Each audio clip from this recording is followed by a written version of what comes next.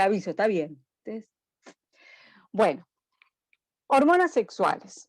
Les venía comentando que hormonas sexuales es un tema muy vasto, ¿tá? Hoy en día, bueno, además de todo lo que es el tratamiento de la prevención del embarazo con los anticonceptivos orales, tenemos el tratamiento de las interrupciones voluntarias del embarazo y tenemos los tratamientos de fertilidad, que también involucran hormonas sexuales. ¿Tá? Si bien todo esto está presente, lo que vamos a hacer este año nos vamos a concentrar sobre todo, explicar sí, ¿no? Cómo es todo el eje para las hormonas sexuales, pero vamos a tratar de concentrarnos en lo que tiene que ver con cáncer, ¿tá? Y los cánceres hormonodependientes y los fármacos que se pueden utilizar. ¿Tá? Entonces, em, ustedes saben que esta parte era súper divertida cuando las hacíamos presencial, porque todo el mundo se reía, porque ¿no? Era muy fácil sentirse identificado con alguno de estos dos dibujos, ¿tá?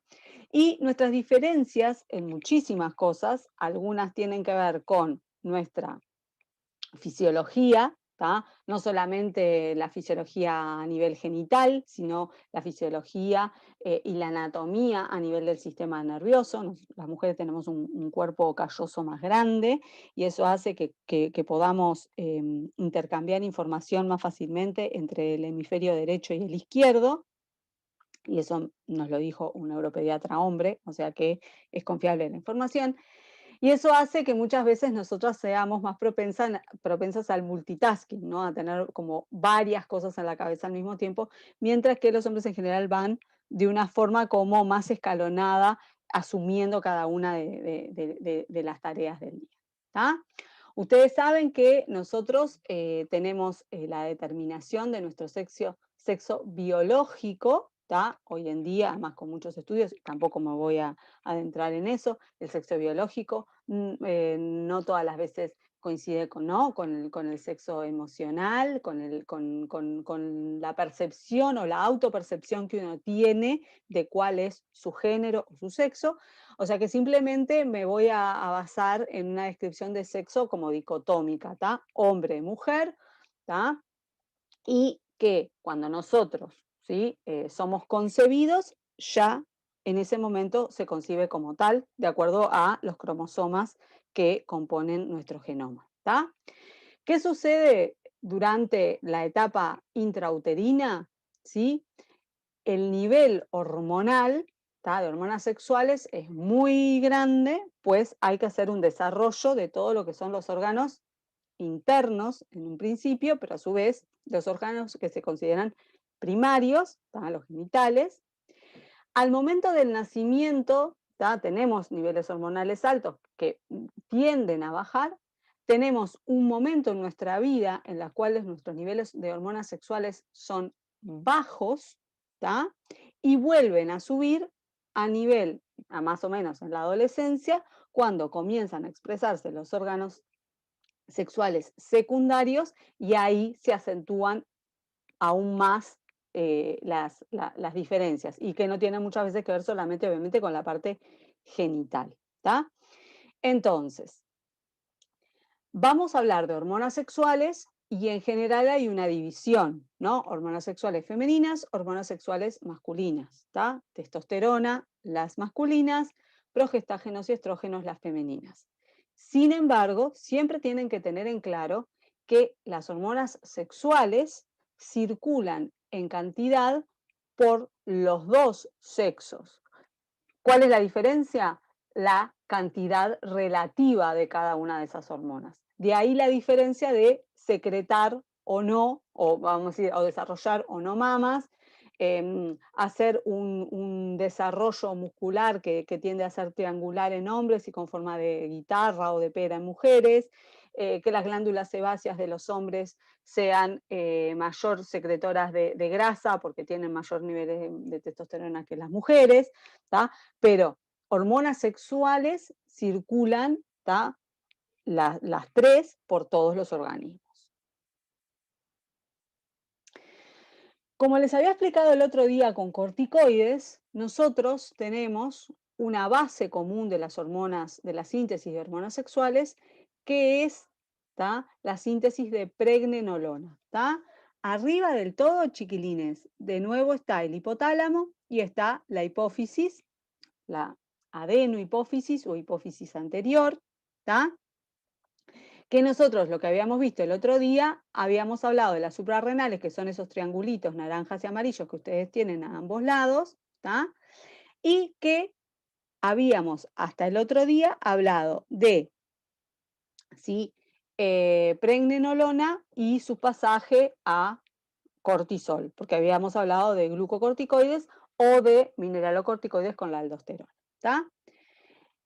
Ese tronco común, en este caso, ¿tá?, viene o se fue para el lado de las hormonas sexuales. ¿Tá? Acá la primera que aparece es la progesterona y la dihidroepiandrosterona. ¿Se acuerdan que la habíamos visto el otro día? Que era un andrógeno débil que se secretaba en las suprarrenales, igual que la androstenediona, que es la que está más abajo. ¿Tá?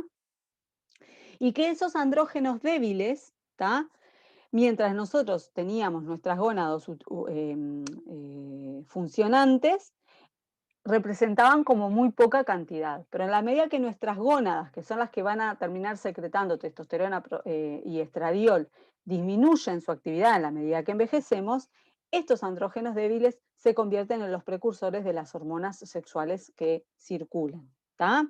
Entonces, no es menor cómo se sintetizan y cómo pasan estos andrógenos, ¿sí?, débiles a las hormonas sexuales más potentes. ¿Tá? Si ustedes ven, ¿sí?, la androstenediona es la precursora de la testosterona. ¿Tá? La testosterona es precursora del estradiol. ¿Tá? O sea que ahí, igual que pasaba con las suprarrenales el otro día, acá tenemos lo mismo. En las diferentes gónadas lo que hay es diferente capacidad enzimática para frenar la síntesis de hormonas sexuales en testosterona o seguir la síntesis de estradiol. ¿Tá? A su vez, la androstenediona puede pasar a estrona. La estrona tiene en el carbono 17, en lugar del hidroxilo del estradiol, tiene una acetona, pero están en equilibrio, o sea que la estrona se puede convertir en estradiol. ¿Tá? ¿Qué sucede? Bueno, hay una cantidad, como yo les decía, de impulsos, ¿tá?, que se dan hasta la síntesis de testosterona, y acá tienen en el costado derecho testículos y células de Leydig, que es donde se sintetiza testosterona, ¿sí? Y en el caso de los ovarios, que lo tienen en el costado izquierdo, en las células de la teca, es donde se da la síntesis de hormonas sexuales femeninas. Pero como ven, ¿sí?, están totalmente interrelacionadas. ¿Tá? A su vez, igual que pasaba con corticoides, las señales de feedback negativo de estas hormonas son las que determinan, ¿sí?, que haya mayor o menor síntesis de las mismas. ¿Tá? ¿Qué sucede en este caso? ¿Tá? Vamos a ver que las señales para que da el estradiol, ¿tá?, pueden ser de feedback positivo en algunas partes del ciclo. La otra diferencia que vimos con respecto a corticoides es que los corticoides siguen un ciclo circadiano, o sea, día-noche, mientras que las hormonas sexuales siguen un ciclo infradiano. Es un ciclo mayor a un día, en este caso se habla de un ciclo promedio de 28 días, que es bien un promedio, ¿no?, porque cada mujer cicla de forma diferente.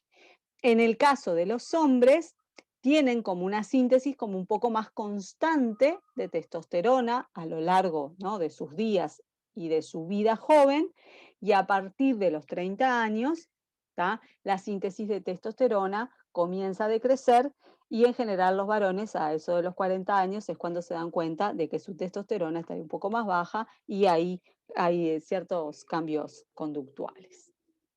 Por eso digo, esta clase, cuando la dábamos en vivo, daba para hacer algunos chistes y reírnos algunos más, de algo más, pero bueno, ahora que estoy yo sola acá frente a la computadora, no tiene mucho sentido que haga ciertos comentarios.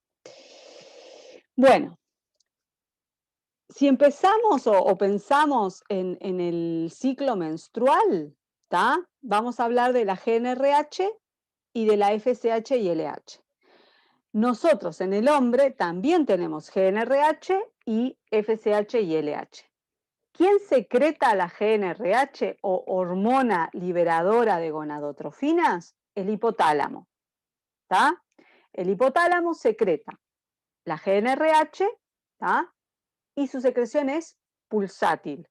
Quiere decir que no se secreta de forma constante, se secreta como por pulsos, ¿sí? Aumenta la secreción, baja, aumenta la secreción, baja. Esa secreción pulsátil, que además no es igual a lo largo de todo el mes, es extremadamente importante. ¿Por qué? Porque el receptor de membrana para esta hormona que se encuentra en la hipófisis es sensible a esa frecuencia. Si la GnRH llega de forma constante, el receptor se desensibiliza y no va a dar señal para la liberación de gonadotrofinas. ¿Está? Entonces, la GnRH la secreta el hipotálamo, esa secreción es pulsátil, ahí les puse para que tengan una idea de que hay diferencias en los pulsos de acuerdo a las fases, que después vamos a ver, ¿tá? Y que su receptor de membrana es dependiente de frecuencia. Cuando la GnRH, ¿tá? Llega a la hipófisis, a la adenohipófisis, a los receptores de GnRH y llega de forma pulsátil como debe, se da la liberación de gonadotropinas o gonadotrofinas, que se llaman FSH y LH. ¿Tá? Estas dos hormonas, igual que la GnRH, también la vamos a encontrar en el cuerpo masculino, ¿tá? Van a tener otra función, pero también son hormonas sexuales que se encuentran a nivel masculino. ¿Tá? Como la secreción, o vamos a decir, o el estímulo es pulsátil, la FSH y la LH también se secretan de forma pulsátil. ¿Tá? Y tienen, ¿tá? Diferentes lugares para su acción. Ahora después lo vamos a ver. ¿Qué es FSH? La FSH es la hormona folículo estimulante. Y cuando lo decimos así, pensamos y enseguida nos queda muy claro que las mujeres nacemos con un número, ¿tá? Determinado de folículos, que son los que después van a dar lugar al óvulo, ¿tá? Y bueno, la FSH tiene una gran acción, ¿para qué? Para estimular los folículos y que después podamos dar lugar a un óvulo maduro. Y la LH, que es la hormona luteneizante, ¿tá? Esa hormona, ¿tá? Es la gran señal para que se dé la ovulación. ¿Tá? O sea que también es necesario que llegue con una cierta, ¿tá? En una cierta cantidad y con una cierta cantidad de pulsos para que se dé la ovulación. ¿Tá? Hoy en día, al saber, ¿tá? Que hay cánceres de mama y de ovario y de útero, que son estrógenos dependientes, ¿tá? Hay fármacos que son análogos de la GnRH, ¿tá? O sea, que hacen algo similar y que se pueden utilizar en cáncer, ¿tá? Y ahí tenemos alganirelix, goserelina, leuprolide y triptorelina, ¿tá? ¿Cómo actúan en cáncer? Bueno, suprimen la liberación de hormonas sexuales. ¿Y por qué yo quiero suprimir la liberación de hormonas sexuales? Porque el cáncer es estrógeno dependiente, o sea, crece cuanto más estrógenos hay. Entonces yo no quiero que mi organismo libere estrógenos. ¿Cómo doy estas hormonas? La doy de forma continua.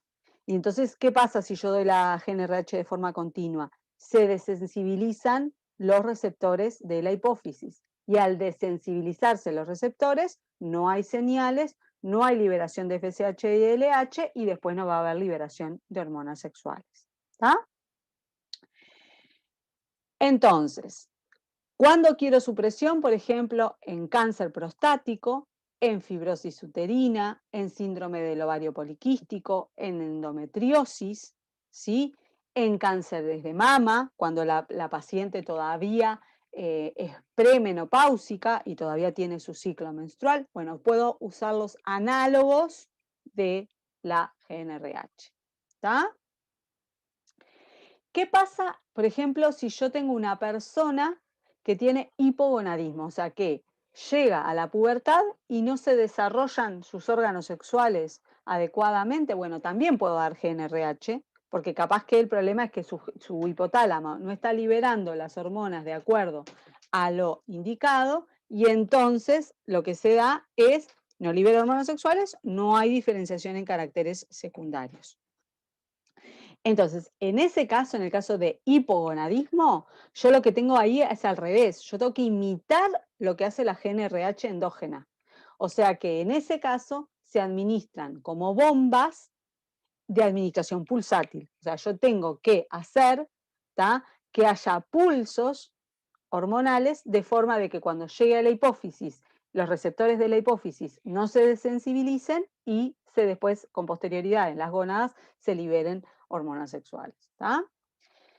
Y en fertilización también se usa la GnRH como forma de restaurar todo el eje sexual. ¿Tá? Yo hago una administración continua para suprimir la respuesta de hormonas sexuales que a veces están como desbalanceadas y por eso la mujer, por ejemplo, o el hombre, no tiene ciclos regulares y no ovula, o en el caso de los hombres la espermatogénesis no es la adecuada, por ejemplo, y entonces lo que hago es primero doy un bombazo de forma continua, es como que dejo todo el eje de hormonas chato para después hacer una resincronización que es exógena. Voy a dar las hormonas de forma pulsátil desde afuera. ¿Ah? Los otros que existen son los antagonistas de GnRH, ¿tá?, que harían como un poco lo mismo, pero en este caso ya es suprimir la respuesta. Entonces yo suprimo la respuesta, ¿tá? Tengo, en el cáncer prostático se usan, y algunos también en cáncer mamario, ¿tá?, disminuir la respuesta, ¿sí?, de todo el eje sexual. O sea, antagoniza los receptores de GnRH en la hipófisis y por lo tanto no va a haber liberación de FSH y de LH. ¿Tá? Lo mismo se usa en fertilización, ¿tá?, para suprimir la respuesta endógena para después resincronizar de forma exógena. ¿Tá? En general, ¿tá?, si ustedes, no es algo que nosotros vayamos a ver en este parcial, pero nosotros hablamos de análogos de la GnRH, ni siquiera muchas veces les pedimos que se acuerden de los nombres, ¿tá? Pero está bueno, por ejemplo, la goserelina y el leuprolide son fármacos que se están utilizando mucho, ¿tá? Pero si ustedes se acuerdan simplemente que en cáncer está bueno utilizar análogos de la GnRH, bueno, con eso es más que suficiente, aunque no se acuerden del nombre del fármaco. La FSH y la LH, la folícula estimulante y la luteinizante, ¿tá?, lo que tienen como uso son infertilidad. ¿Tá? Hoy en día, ustedes saben, en el sistema se están además brindando, ¿tá?, facilidades para los tratamientos de infertilidad masculina y femenina, y se utilizan estos análogos como forma de, ¿no?, administrarlos y que lleguen a las gónadas adecuadamente para que haya liberación de hormonas sexuales. Para eso, obviamente, hubo previamente un estudio para saber si justo eran algunas de estas dos hormonas las que no se estaban sintetizando o liberando adecuadamente, y por eso de ahí la infertilidad. ¿Tá? Esto es como un pequeño pantallazo de la parte de infertilidad. ¿Ah? De las hormonas sexuales que nosotros hablamos siempre, porque estas otras tres también son hormonas de todo lo que es el eje sexual, pero las que nosotros habitualmente hablamos son de la progesterona, de la testosterona y los estrógenos. ¿Tá? La progesterona es una hormona como intermedia, ¿sí?, porque está antes de las otras dos y bueno, puede derivar en la síntesis de ellas, la testosterona y los estrógenos. En las mujeres, ¿tá? Hay que hacer una gran diferenciación. ¿Tá? En las mujeres, ¿tá? Premenopáusicas, los estrógenos siempre van a estar dados, en su gran mayoría, por todo lo que tiene que ver con lo gonadal, los ovarios. Mientras que en las posmenopáusicas, como yo les decía, los estrógenos, ¿tá? Se van a sintetizar a partir de los andrógenos débiles que se sintetizaban en la corteza suprarrenal. ¿Tá? En los hombres, ya sea jóvenes o más viejos, hay producción extragonadal, ¿tá? Eh, pero sobre todo la producción es testicular y se mantiene a lo largo prácticamente de toda la vida. ¿Tá? Hablando un poco de lo que vendría a ser como el ciclo sexual para revisar un poco cómo se da todo esto, ¿tá? Nosotros tenemos en las fases del ciclo la fase que tiene que ver con la parte hormonal, ¿tá? Que ahí tienen en las diferentes gráficas cómo varían las hormonas a lo largo del ciclo. ¿Tá? Si ven, la LH tienen celestito arriba como para mostrarles que hay diferencias en los pulsos, en la frecuencia y en la amplitud. ¿Tá? La FSH también tiene sobre todo como un gran pico en el medio. Ese pico viene sobre todo dado por la gran síntesis de estradiol, que es el E2 que aparece en la tercera gráfica. ¿Tá? El estradiol tiene, o sea, comienza su aumento, vamos a decir, antes del día 14, que es el que habitualmente uno define como día de ovulación. Comienza antes porque hay que empezar a preparar al endometrio para la implantación. ¿Tá? Y esa primera parte en general se dice que esa primera parte del ciclo es sobre todo estrogénica. ¿Tá? Si bien después los niveles decrecen, vuelven a aumentar, ¿sí? Mientras que la segunda parte del ciclo es una fase, si la ven en la gráfica 4, es una fase más bien progestagénica, o sea, los niveles de progesterona son los que terminan aumentando en su gran mayoría. ¿Qué sucede? Bueno, eso es a nivel hormonal. ¿Cómo impacta esto en la maduración folicular y cómo impacta esto en el endometrio?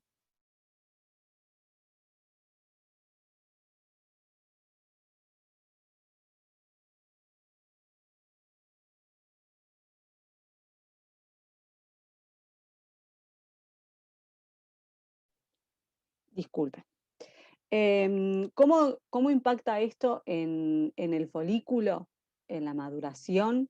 ¿Y cómo impacta esto en el endometrio? Es parte de lo que las hormonas hacen y de ahí la importancia del control hormonal.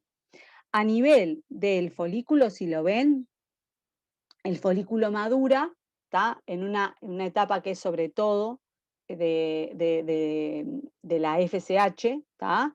Por eso hormona folículo estimulante.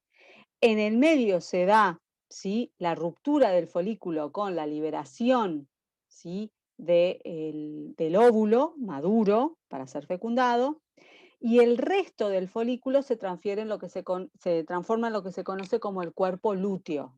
¿Tá? El cuerpo lúteo se transforma como en una mini glándula que sigue liberando progesterona, que es una de las hormonas súper importantes cuando uno quiere que haya implantación, porque es una hormona que aumenta las secreciones a nivel endometrial y a su vez disminuye las contracciones del endometrio. ¿Tá? Bueno, acá viendo un poco, es un poco lo mismo, chiquilines, lo único que tiene el agregado del espesor endometrial. ¿Tá? Cuando nosotros le llamamos al día 1, es al día 1 de la menstruación, o sea, el ciclo anterior terminó, el endometrio se decapa, o sea, pierde, se afina. ¿Tá?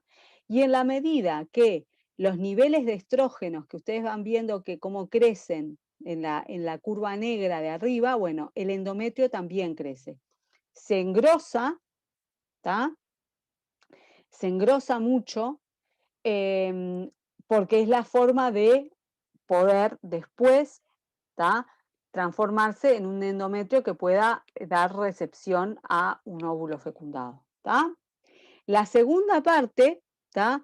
Para el endometrio es más bien progestagénica, o sea, deja de crecer el, el- el endometrio, pero es una fase secretora. O sea, la progesterona lo que hace es aumenta las secreciones endometriales y de esa forma, si hay una fecundación, es más fácil que haya una implantación porque además disminuye las contracciones uterinas. ¿Tá? Bueno, ahí tienen un poco, a su vez, qué es lo que hacen la FSH y la LH. ¿Tá? La FSH acompaña bastante a lo que son toda la etapa estrogénica, ¿tá? Y aumenta la actividad de la aromatasa. La aromatasa es la enzima encargada de pasar de testosterona a estradiol, o sea que es una de las que se encuentra en gran cantidad en los cuerpos biológicamente femeninos, por así decirlo, mientras que la LH tiene como gran objetivo dar el pico ovulatorio para que se libere el óvulo. ¿Tá? La regulación, como les dije, es por feedback negativo mayoritariamente, excepto a nivel de los estrógenos, que el primer pico de estrógenos que se ve, en vez de hacer un feedback negativo, hace un feedback positivo y da lugar a la gran liberación de FSH, pero sobre todo de LH para que haya ovulación. ¿Está?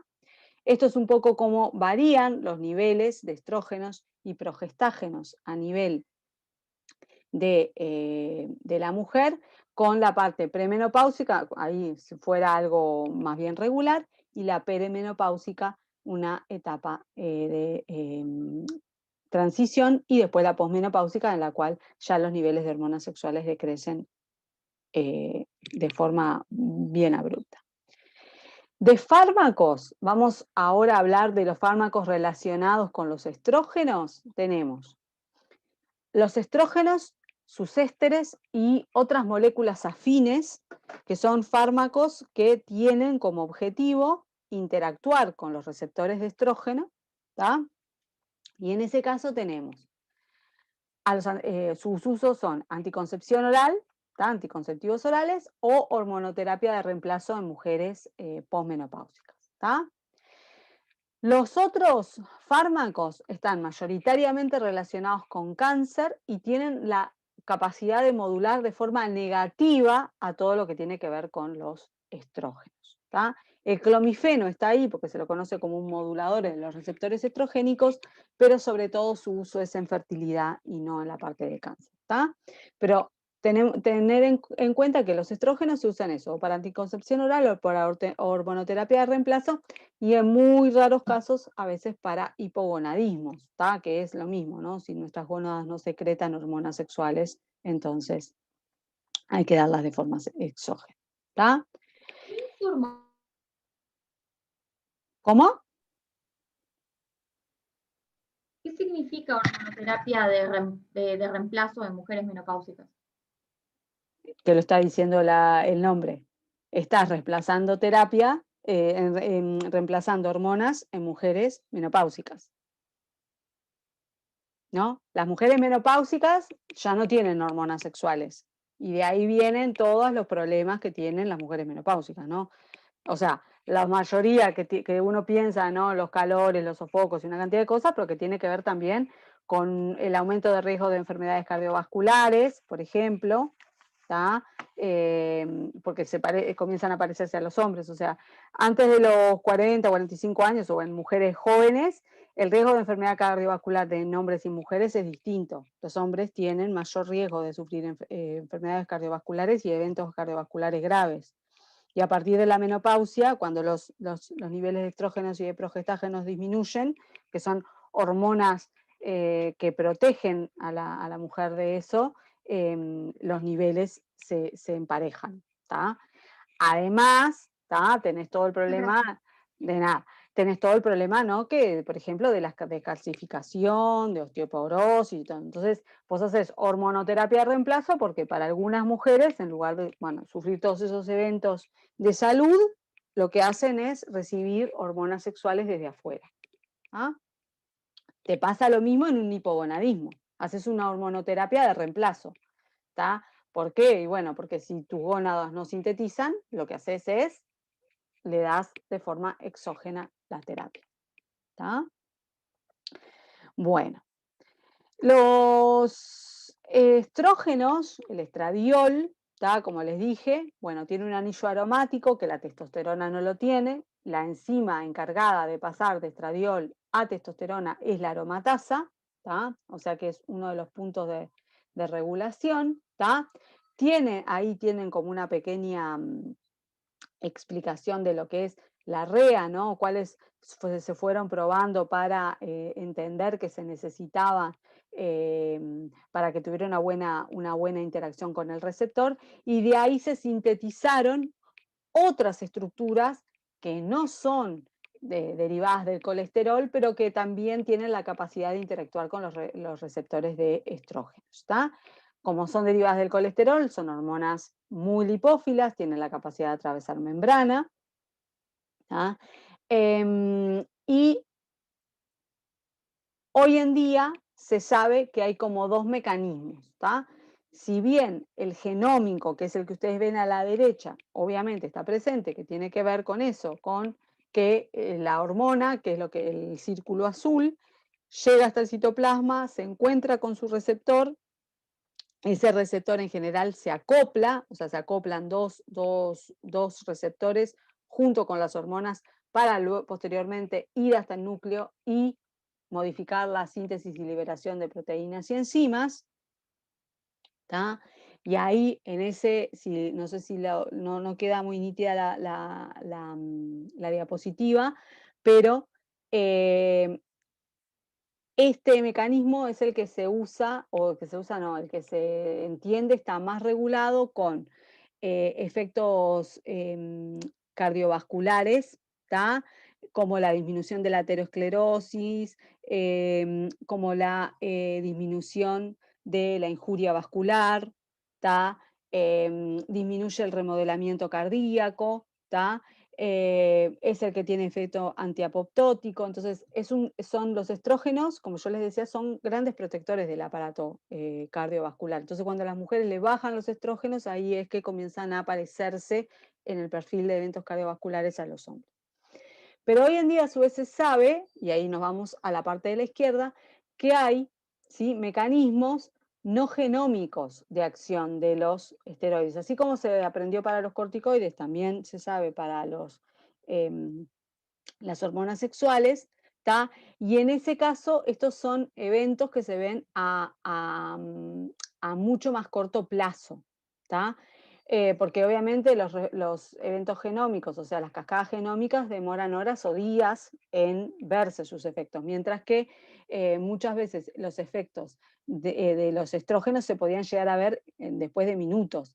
Entonces había que encontrar una explicación. Bueno, ahí es que se encontraron estos receptores que se encuentran a nivel de la membrana citoplasmática y que también tienen efectos como, por ejemplo, aumentar los niveles de óxido nítrico y con eso promover la vasodilatación.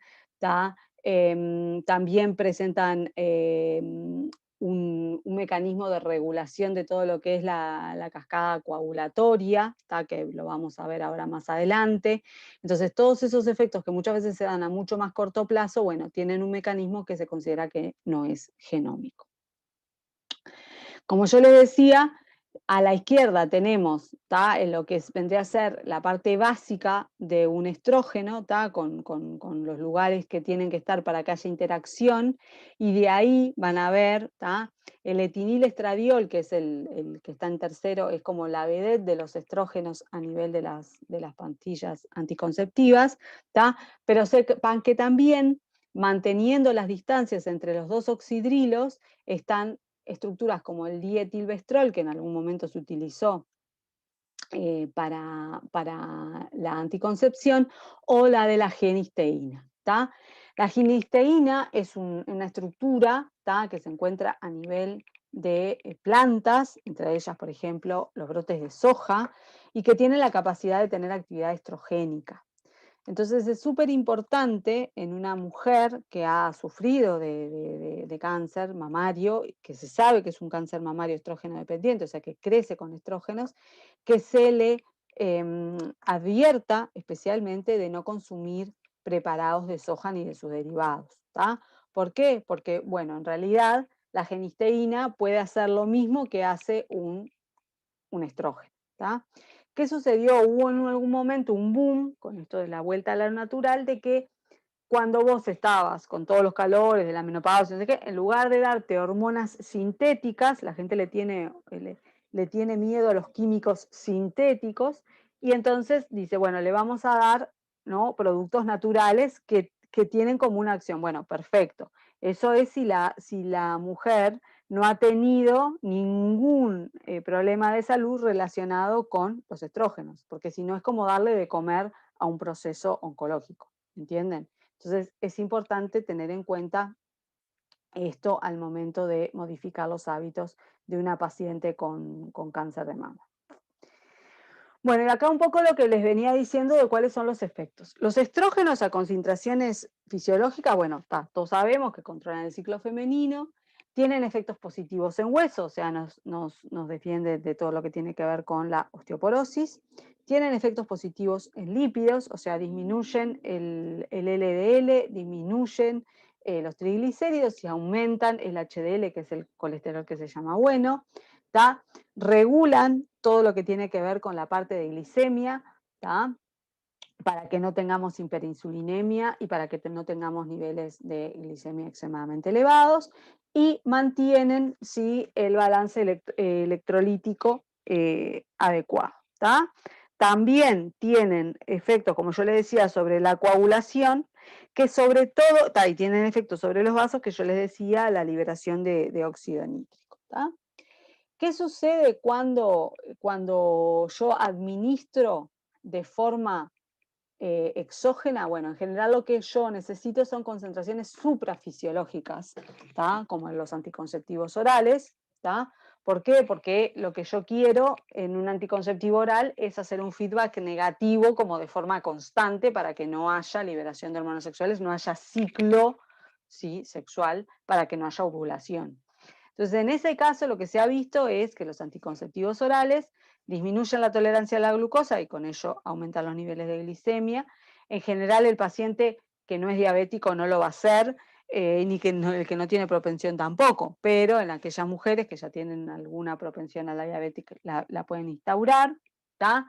Aumentan la síntesis de renina, angiotensina y aldosterona, o sea, la retención de líquidos, ¿tá?, que es una de las cosas bueno, que más se reporta en las mujeres que comienzan con anticoncepción oral.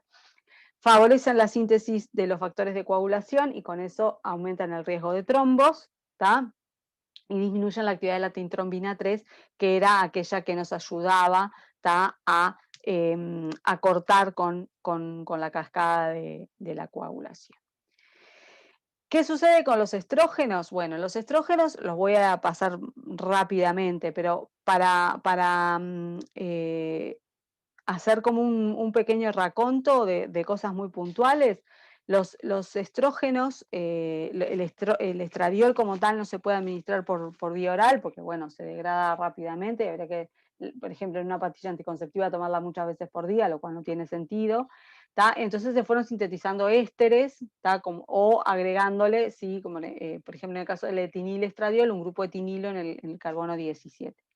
Eso lo que hizo es que se pudieran dar por vía oral, que tuvieran una semivida más larga porque se metaboliza más lentamente. ¿Tá?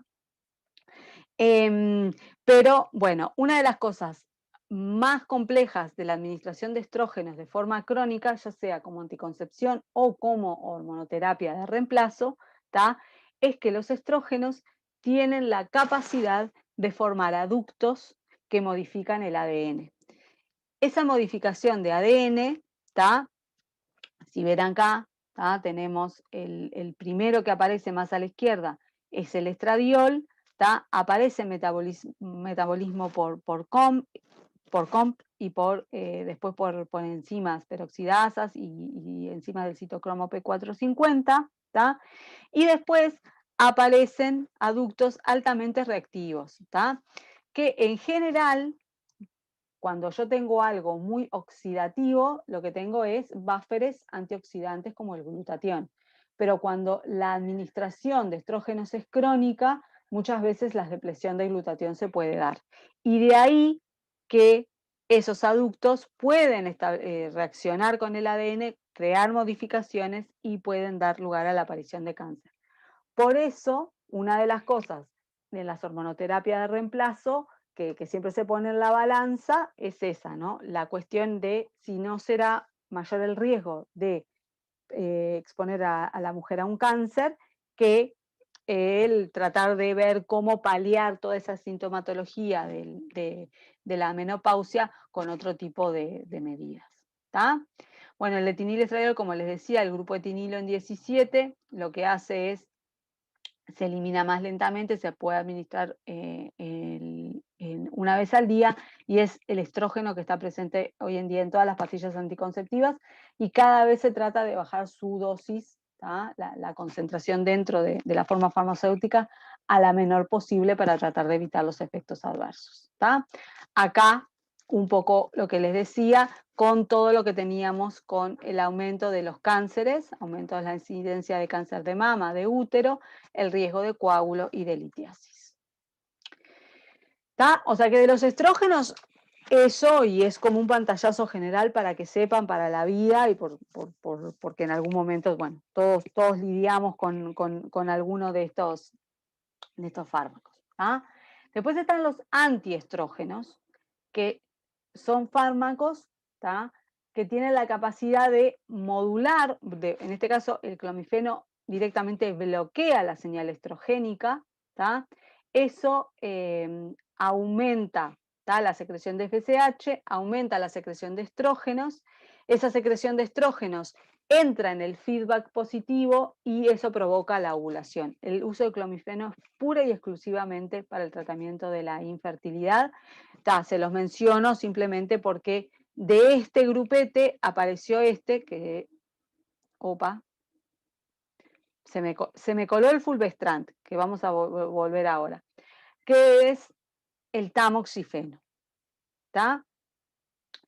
El tamoxifeno sí es un modulador de los receptores de estrógeno.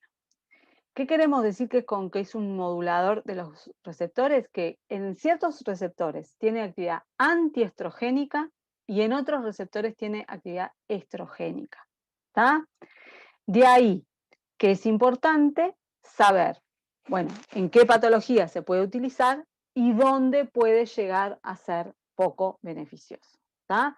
Sí, es el fármaco más utilizado en cánceres de mama estrógeno dependiente, ¿tá? Porque tiene una alta efectividad y una gran sobrevida de las pacientes, porque a nivel de mama tiene actividad antiestrogénica. Y si ustedes ven ahí el positivo está en verde, que quiere decir que eso está bueno. ¿Tá? O sea, a nivel de mama, los estrógenos, perdón, el tamoxifeno compite con los estrógenos y los estrógenos no se pueden unir. Es una competencia, ¿tá? Por concentración. Por lo tanto, yo lo que tengo que también es tratar de que los estrógenos circulantes sean lo más bajos posible. ¿Tá?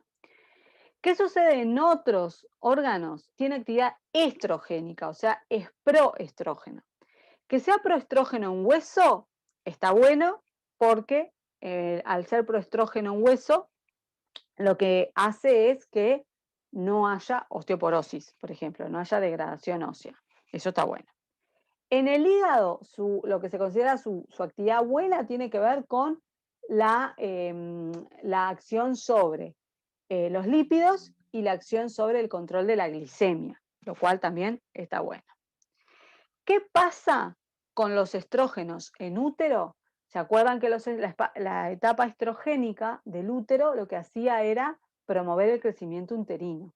O sea que el tamoxifeno puede llegar a dar lugar a endometriosis, a una desregulación bastante compleja del útero e incluso, bueno, podría llegar a terminar en casos muy graves, por suerte no la mayoría, en un cáncer de útero. Pero una de las cosas que sí se sabe o que sí se recomienda es que, sobre todo, si la mujer que va a estar en terapia con tamoxifeno, ¿tá? Se le pregunta si va a tener o no va a tener hijos, porque una de las posibilidades es hacer una histerectomía, o sea, lo que habitualmente se le dice vaciarla, ¿no? Sacarle el útero y los ovarios. ¿Tá? Entonces, esa actividad estrogénica del tamoxifeno no está buena. La otra que no está buena es la parte sanguínea, ¿tá? Porque se acuerdan que los estrógenos a nivel en sangre, sobre todo en concentraciones suprafisiológicas, lo que tenían era la capacidad de ser protrombóticos, ¿tá? O sea que el tamoxifeno aumenta el riesgo de trombos, ¿tá? Y eso hay que tenerlo en cuenta. ¿Cuál es el uso? Bueno, el que ven ahí, cáncer de mama, estrógeno dependiente, ¿tá? Es como la vedette y en general todos los tratamientos cuando después de biopsiar se sabe que es sensible a estrógenos, bueno, es el fármaco que se elige, ¿tá? Algunas cosas de interacciones entre el tamoxifeno y otros fármacos son aquellas que tienen que ver con que el tamoxifeno tiene un metabolito que es altamente activo, que es el que se da, ¿tá? El N-desmetil tamoxifeno, ¿tá? Que se da por la acción de la CYP3A4 y CYP3A5. ¿Tá? Algunas otras también pueden estar. Pero, ¿qué sucede? Bueno, si yo doy inhibidores enzimáticos, ¿tá? Bueno, hoy hablábamos de la miodarona, que es gran inhibidora, pero están los inhibidores tipo los antidepresivos como la fluoxetina, los azoles como el ketoconazol, ¿tá? Dar, ¿tá?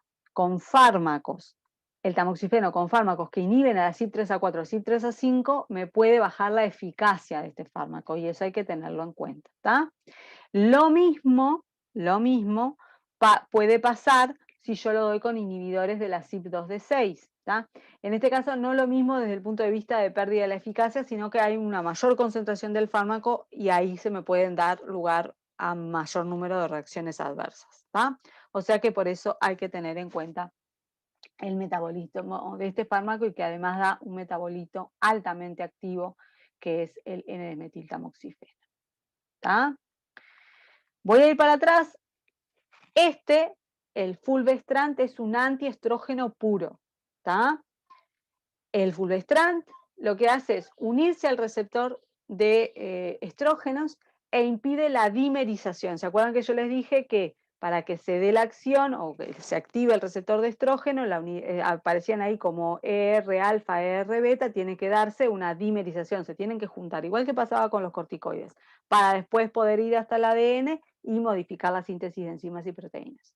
Bueno, en este caso, el fulvestrant se une al receptor y por lo tanto impide que los estrógenos se unan y que todo esto se dé y que se dé la síntesis, o sea, que se dé la respuesta estrogénica. ¿Tá?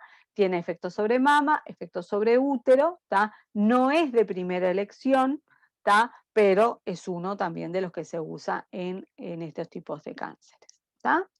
Y después tenemos los inhibidores de la aromatasa, que ahí tenemos, la aromatasa, ¿se acuerdan? Les había dicho, era la enzima que convertía la testosterona en estradiol. ¿Tá? O sea, si yo inhibo la aromatasa, los niveles de estrógenos son bajos. La aromatasa tiene varias localizaciones y tiene dos tipos. ¿Tá? La de tipo 1, que tiene un inhibidor irreversible, que es el exemestano.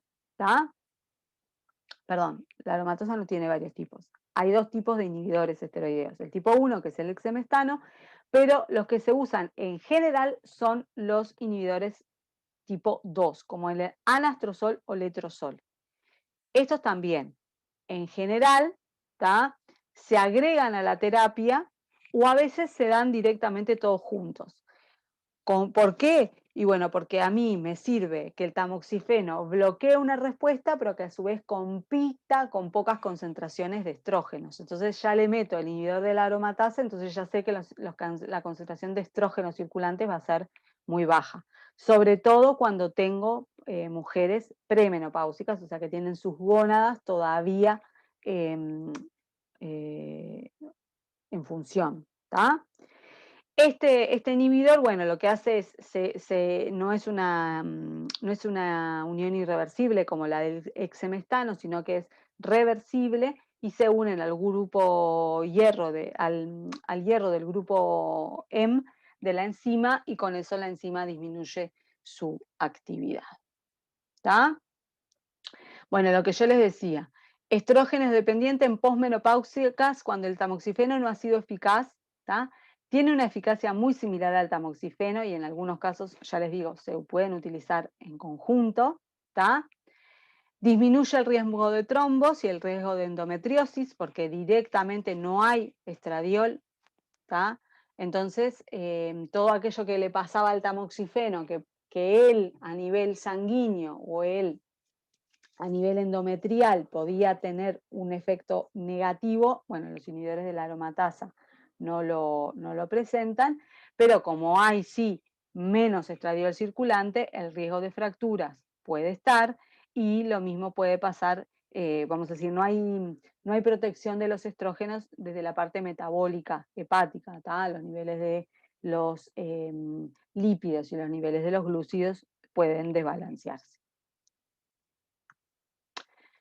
¿Tá? Hay otros inhibidores de la aromatasa, ¿tá? La aminoglutetimida, yo se las pasé muy por arribita el otro día cuando dimos corticoides, pero inhiben además otra cantidad de hormonas, o sea, porque inhiben la pregnenolona, el cortisol, o sea que yo le doy esto para la parte de hormonas sexuales, la aminoglutetimida, pero le termina desbalanceando todo lo que son los otros ejes como el cortical. Entonces en general no se usa, ¿tá? Inhibidores de la aromatasa que se tienen que acordar es anastrozol y letrozol, son los más utilizados, ¿tá? Bueno, y saber por qué además se utilizan. Y bueno, y acá lo que yo les decía, en terapia oncológica se pueden asociar, por ejemplo, el tamoxifeno, sobre todo además en premenopáusicas, ¿tá? ¿Por qué en premenopáusicas? Bueno, porque el tamoxifeno en premenopáusicas tiene que competir con los estrógenos, ¿sí? Que vienen de las gónadas, que se sintetizan en gran cantidad. Entonces, ¿qué le agregan? Un análogo de la GnRH, ¿sí? La leuprolide, la triptorelina, por ejemplo. ¿Por qué? Porque si yo le doy un análogo de la GnRH de forma continua, lo que hago es desensibilizar los receptores a nivel de la hipófisis. Esa desensibilización provoca que no haya liberación de FSH y LH. Si no hay FSH y LH, no hay síntesis y liberación de estrógenos y progestágenos a nivel gonadal. ¿Está? ¿Qué sucede? Bueno, si me queda la síntesis y liberación, ¿tá? De andrógenos débiles a partir de la corteza suprarrenal, ¿tá?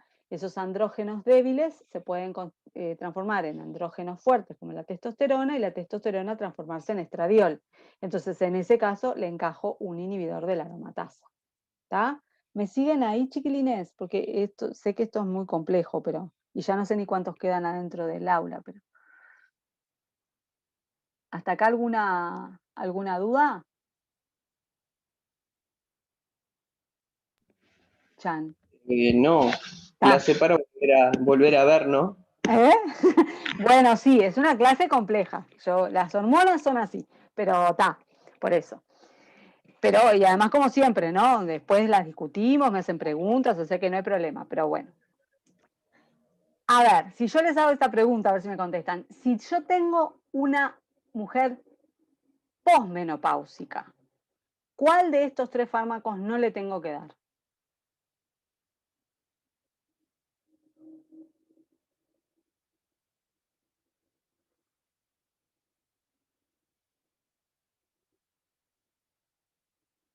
¿Ninguno se anima? Bueno, no le doy el análogo de la GnRH, porque todo el sistema hormonal sexual en la posmenopáusica ya no está en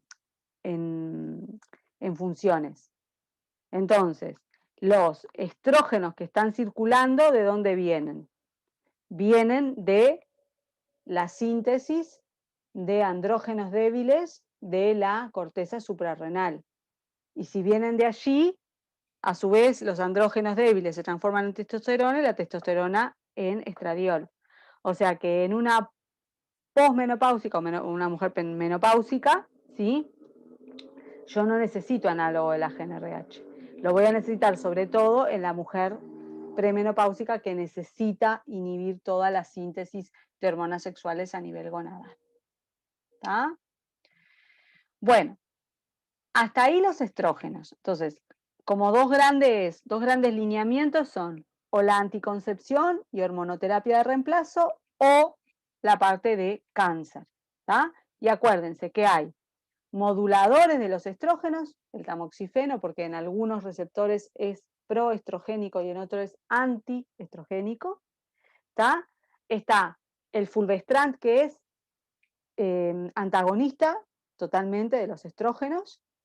Y después están los inhibidores de la aromatasa, que son aquellos que impiden la síntesis de estradiol porque impiden su pasaje de testosterona a estradiol. ¿Ah? Desde el punto de vista de los progestágenos, chiquilines, nos vuelve a pasar lo mismo. ¿Tá?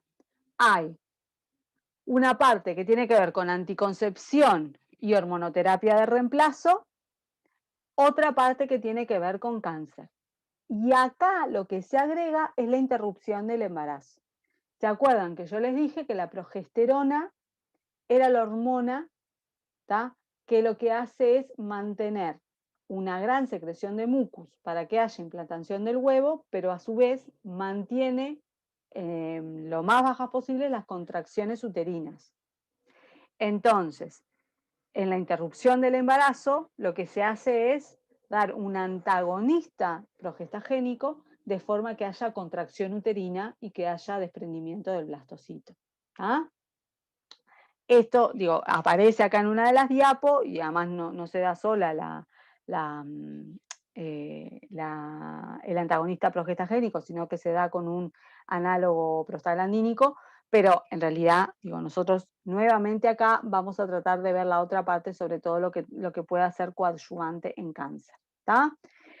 Entonces, la progesterona, una de las cosas positivas que tiene es que trata de disminuir la proliferación endometrial. ¿Se acuerda que frenaba el crecimiento del endometrio? ¿Tá? Eso lo hace a nivel de disminuir el número de receptores estrogénicos en el endometrio. ¿Tá? Conduce al desarrollo del endometrio secretor, disminuye la contractilidad y aumenta las secreciones. Lo que les acabo de decir. SN. ¿Cuál? ¿Qué es SN? Ahí, en esa transparencia. Ah, sistema nervioso. O sea, Bien, acá es, va. el sistema nervioso es frecuencia del generador de impulsos hipotalámico y amplitud de los impulsos de LH, porque esto es sistema nervioso. Y esto es lo que hace en aparato reproductor, ¿tá? Que es lo que más, digo, más nosotros podemos ver desde el punto de vista de lo que después se aplica a la parte de terapia farmacológica. ¿Tá? Bueno, los progestágenos, ¿tá?, los primeros progestágenos, lo que tenían era una gran actividad androgénica. Entonces, cuando se hicieron los primeros anticonceptivos, lo que tenían eran que las mujeres aumentaban de peso, aumentaban las glándulas sebáceas, aumentaban la secreción de las glándulas sebáceas, tenían hirsutismo, o sea, crecimiento de cabello en lugares que no debían. Y bueno, se fueron modificando, ¿tá?, los progestágenos para tratar de que tuvieran, ¿tá?, una actividad androgénica menor. ¿Tá? Eso es simplemente un resumencito de esta diapo.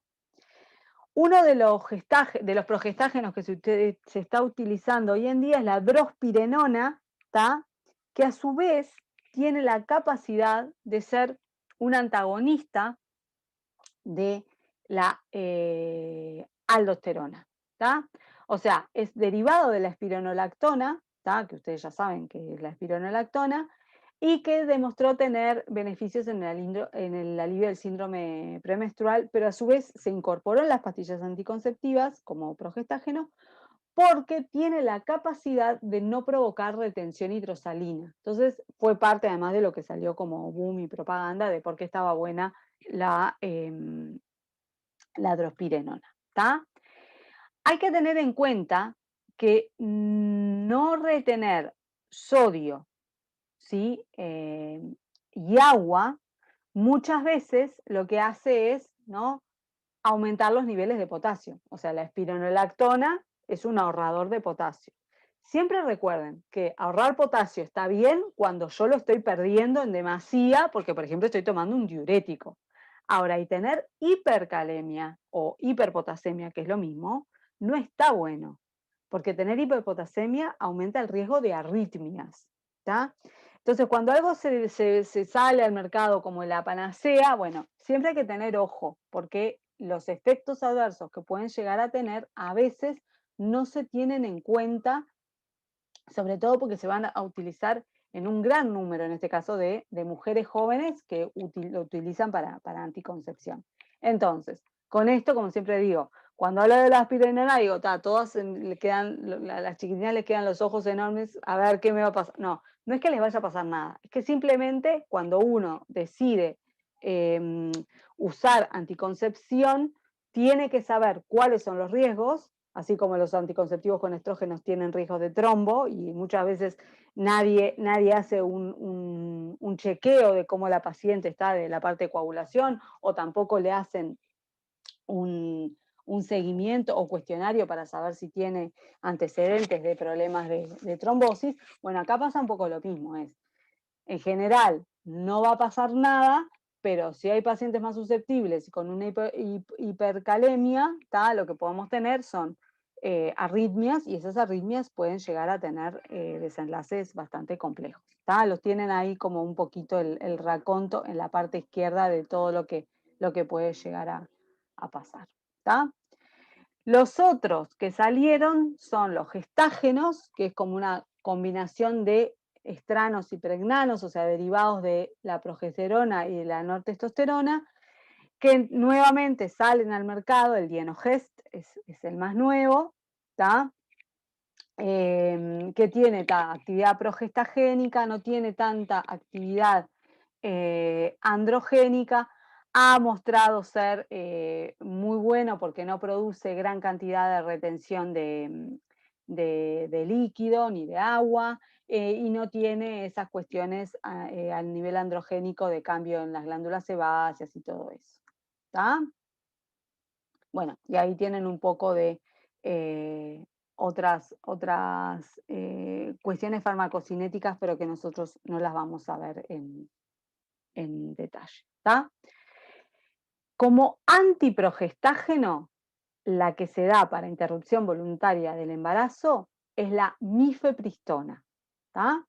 La mifepristona, ¿tá?, es un antagonista competitivo de la unión de la progesterona a su receptor, y ese antagonismo lo que termina es desprendiendo el blastocito, porque hay un aumento de las contracciones uterinas y una disminución de las secreciones. Acuérdense que son fases tempranas del embarazo, o sea, no hay gran desarrollo de todo lo que tiene que ver con la estructura para la retención de ese óvulo fecundado, y entonces se puede dar un desprendimiento con mayor facilidad si las secreciones son pocas y las contracciones uterinas son muchas. ¿Tá? En los anticonceptivos orales, los progestágenos lo que hacen es lo mismo, ¿no? Hacer como un feedback negativo, y como no hay GnRH, no hay LH, bueno, no hay toda la liberación pulsátil que tiene que haber de hormonas, no hay crecimiento de los folículos, no hay ovulación y no hay preparación del endometrio. Eso es lo que hacen los anticonceptivos, que ustedes hoy en día ya saben. Hay anticonceptivos que tienen que ver, ¿sí?, que es la combinación de estrógenos y de progestágenos de forma fija, ¿tá?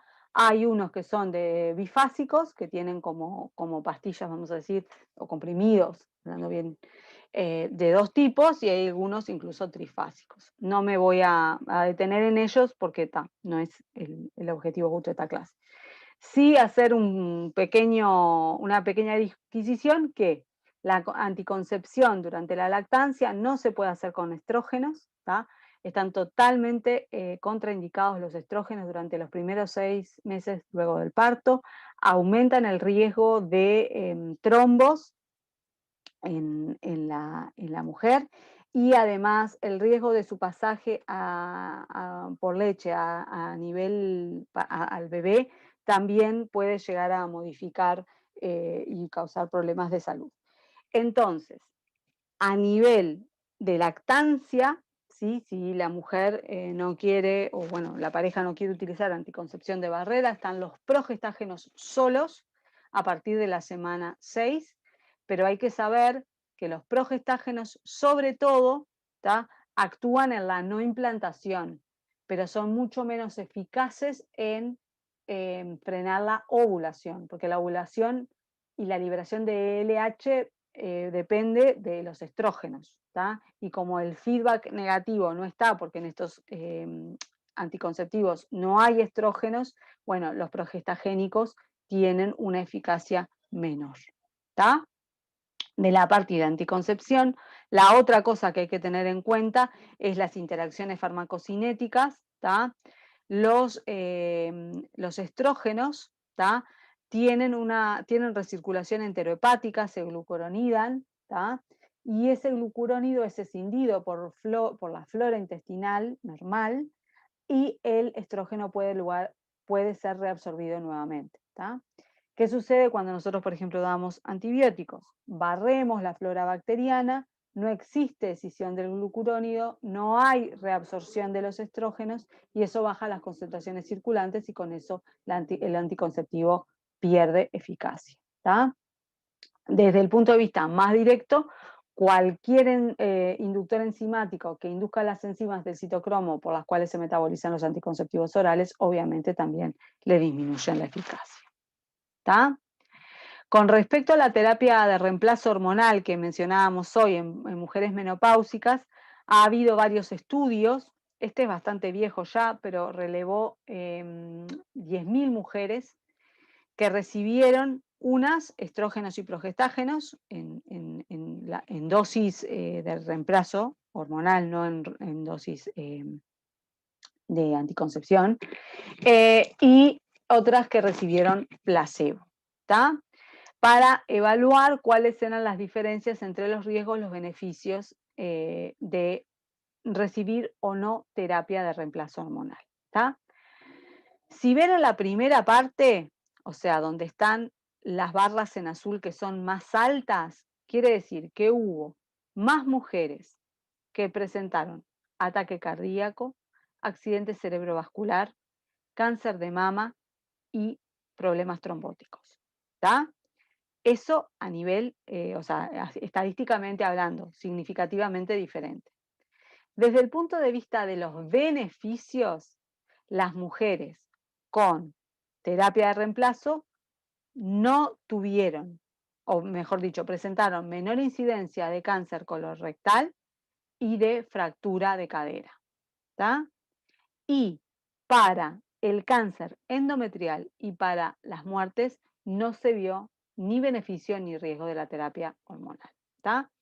En esos primeros 4 donde sí hay riesgo, es donde, o sea, o de los resultados de los que se agarran muchos de los ginecólogos que no quieren prescribir terapia de reemplazo hormonal a sus pacientes, ¿está?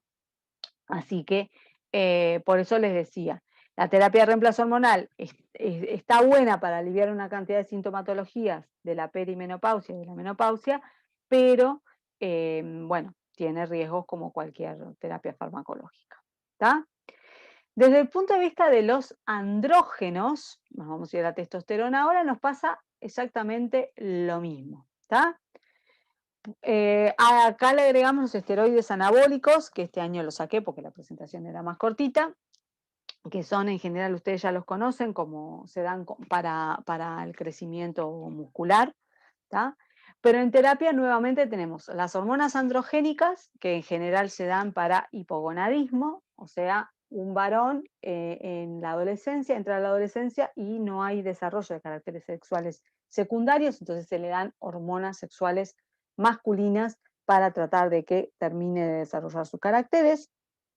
Hoy en día, además, en todas las terapias de cambio de sexo, estas hormonas, ya sea las sexuales masculinas o femeninas, obviamente se usan, ¿tá? La senescencia masculina es lo que vendría a ser la andropausia, o sea, cuando al varón le comienzan a bajar las hormonas sexuales y pide al médico, ¿sí?, que quiere, no sé, por ejemplo, mantener su líbido, su potencia sexual o, bueno, quiere mantener musculatura, yo qué sé, piden, ¿no?, hormonas sexuales, ¿tá?, para mantener ciertos niveles, y entonces las hormonas androgénicas ahí también son de utilidad. Y después tenemos los antiandrógenos, que es cuando, bueno, cuando tenemos, por ejemplo, problemas de cáncer, cáncer prostático en general en el hombre, dependientes de testosterona, ¿tá?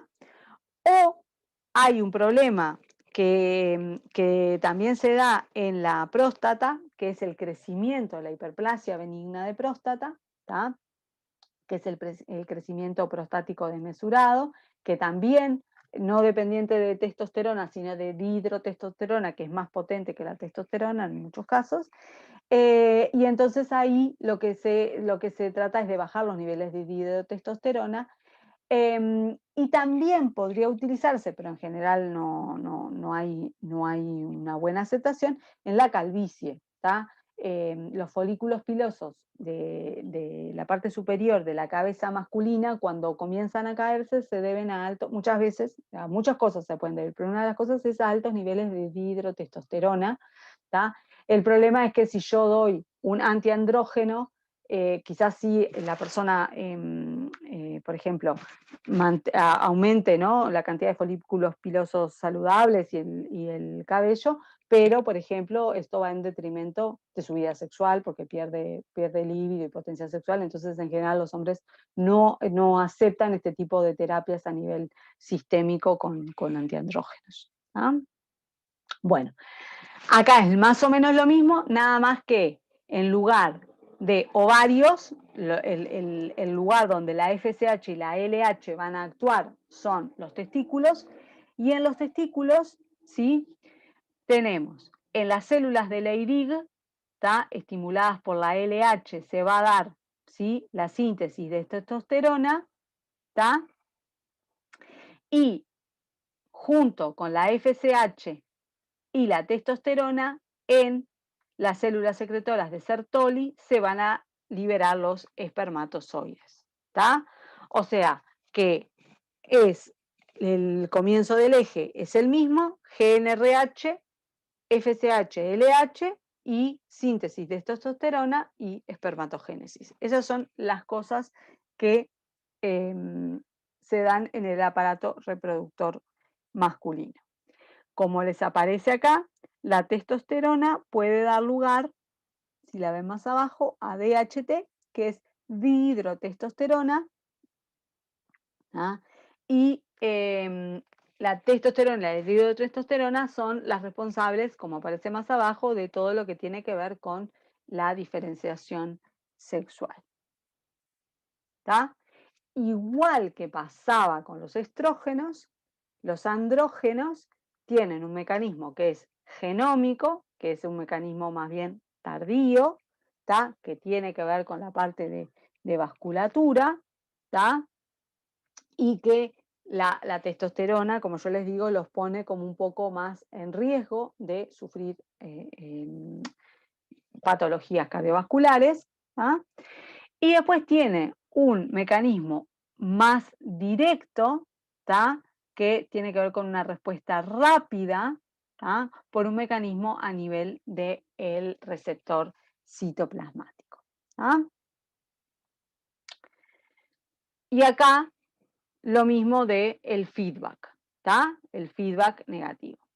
Acá es lo que se agrega, además de la parte de las células de Leydig, las de Sertoli, adentro del testículo, se ve, ¿no?, el pasaje de testosterona, si es por aromatasa, va a estradiol, y agrega cómo se llama la enzima que pasa de testosterona a dihidrotestosterona, que es la 5-alfa reductasa, ¿tá? Que va a ser uno de los blancos para que no pase de testosterona a dihidrotestosterona.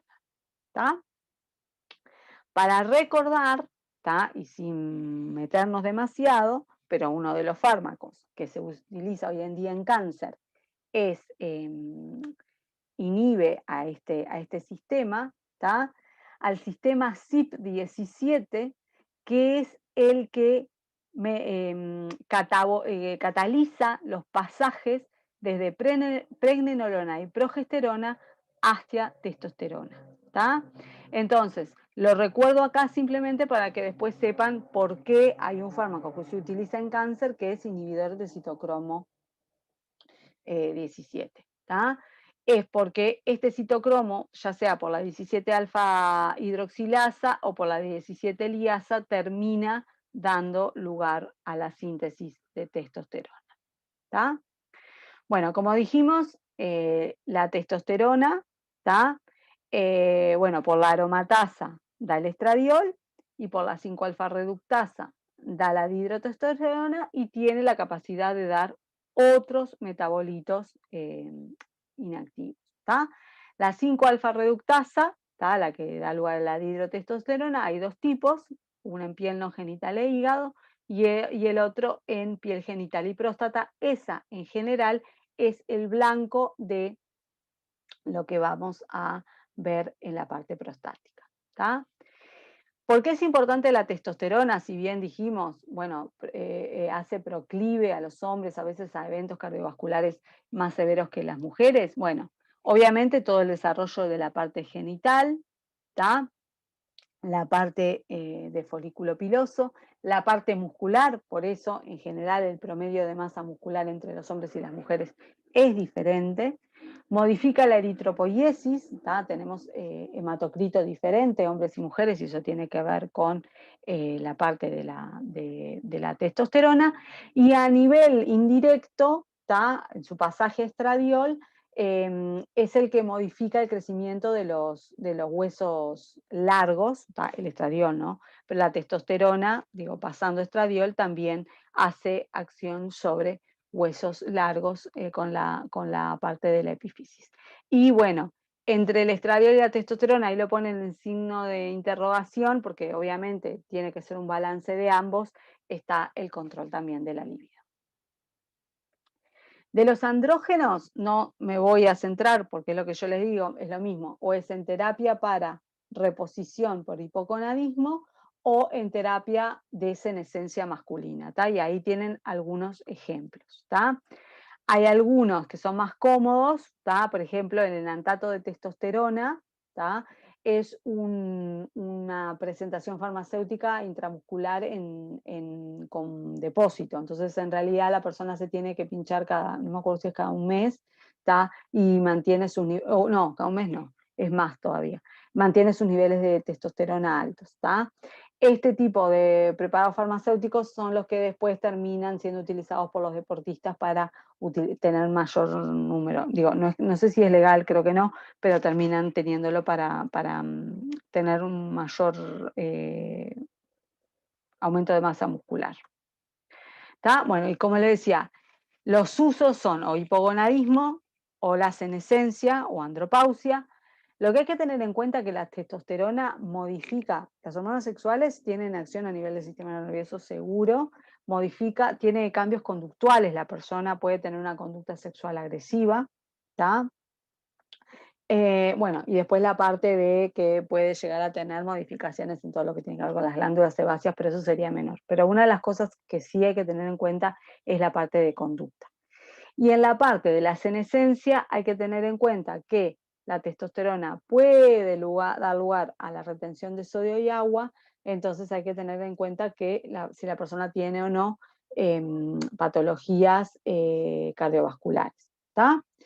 Y en hiperplasia benigna de próstata, si yo le estoy dando algo de testosterona o derivado, y eso pasa a dihidrotestosterona, la dihidrotestosterona lo que hace es aumentar el volumen de la próstata, es un crecimiento que no es tumoral, ¿no? Por eso se llama benigno, ¿tá? Pero de todas formas puede llegar a traer algunos problemas de salud, como el aumento de infecciones o, por ejemplo, dificultades en la eyaculación. Entonces, tampoco está bueno modificar la fisiología.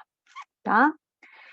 Como antiandrógenos, ¿tá? Bueno, lo que yo les decía en la parte O de eventos o patologías que tienen que ver con la parte de los ejes sexuales, pero no que tengan que ver con la parte de cáncer, ¿tá? Por eso esta parte la voy a pasar rápido.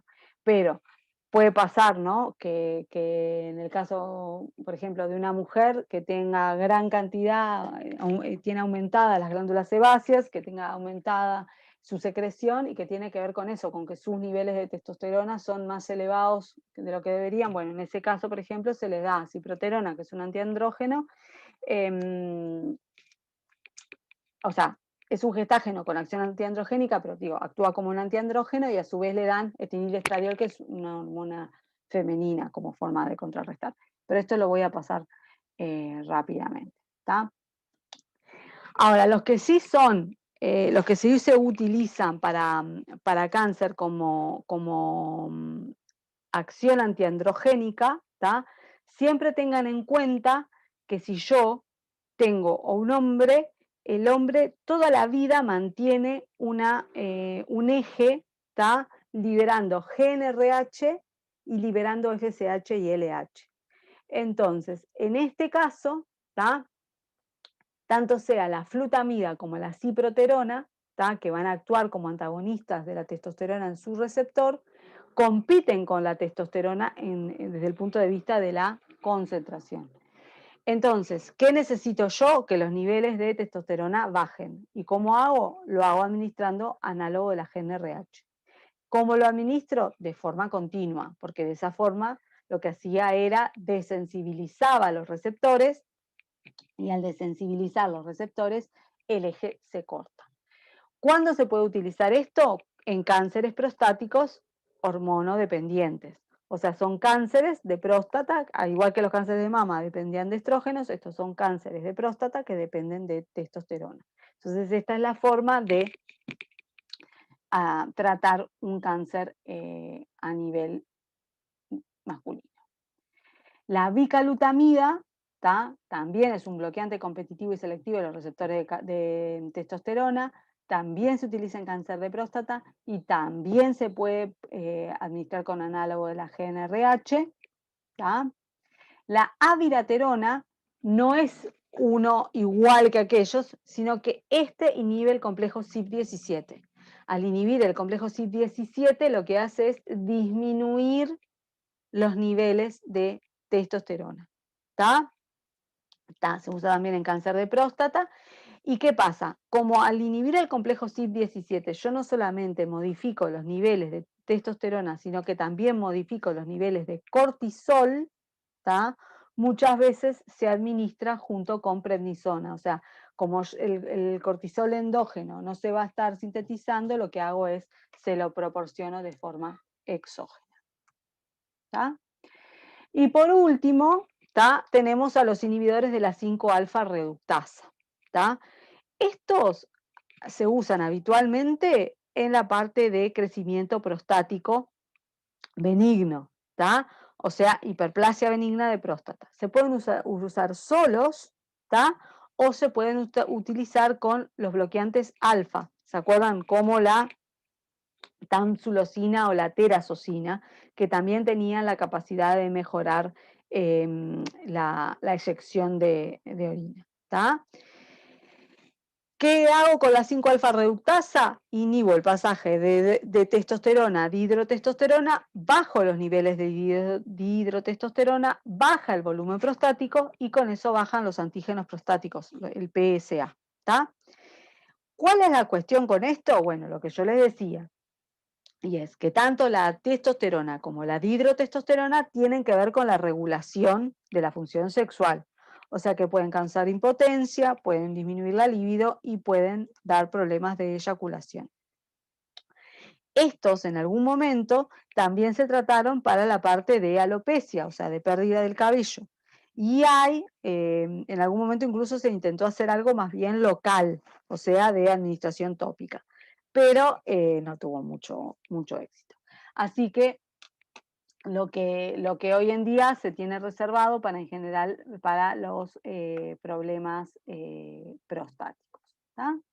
Y bueno, esto era otro también de la cual discutíamos, cómo tenemos la capacidad con con estas hormonas tan disímiles que circulan por todos, pero en diferentes de concentraciones, de enfrentar lo mismo, pero con una visión totalmente diferente.